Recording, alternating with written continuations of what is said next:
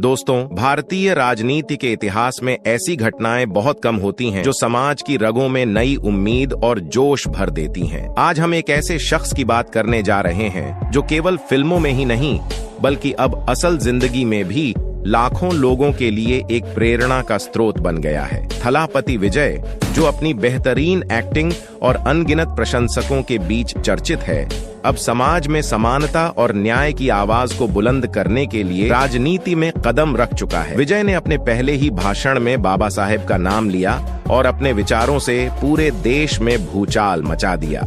इस वीडियो में हम विस्तार से जानेंगे कि आखिर विजय ने ऐसा क्या कहा जिसके बाद हर तरफ उनकी चर्चा हो रही है और क्यों हर किसी की निगाहें अब उनकी ओर हैं।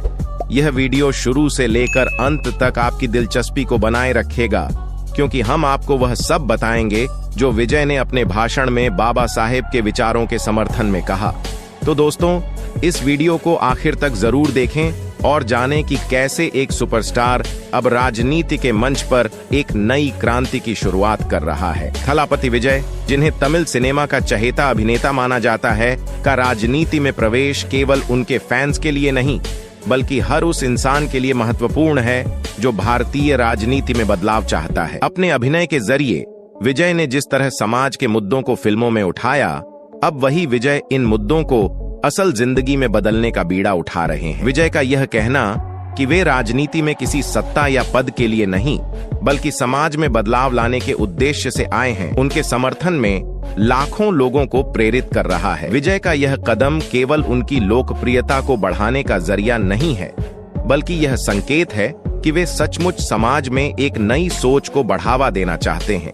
इस बात को लेकर आपके क्या विचार हैं? क्या आपको लगता है कि विजय समाज में बदलाव ला सकते हैं? कमेंट में अपनी राय जरूर बताएं। दोस्तों, ये सम्मेलन किसी साधारण राजनीतिक सभा जैसा नहीं था। ये एक ऐसा ऐतिहासिक पल था जिसमें 10 लाख से भी अधिक लोग उमड़े थे। ये सिर्फ विजय को सुनने का मौका नहीं था, बल्कि ये एक आंदोलन की शुरुआत थी, एक आवाज जो सीधे बहुजन समाज के दिलों तक पहुंची। विजय का मंच से बाबा साहेब के विचारों को अपनाने का ऐलान, समाज में हर व्यक्ति को समानता, अधिकार और न्याय देने का वादा, इन सब ने बहुजन समाज के दिलों में नई उम्मीद भर दी। क्या आपको लगता है कि विजय का यह कदम बाबा साहेब के अधूरे सपनों को साकार करने की ओर एक बड़ा कदम हो सकता है? कमेंट में जरूर बताएं।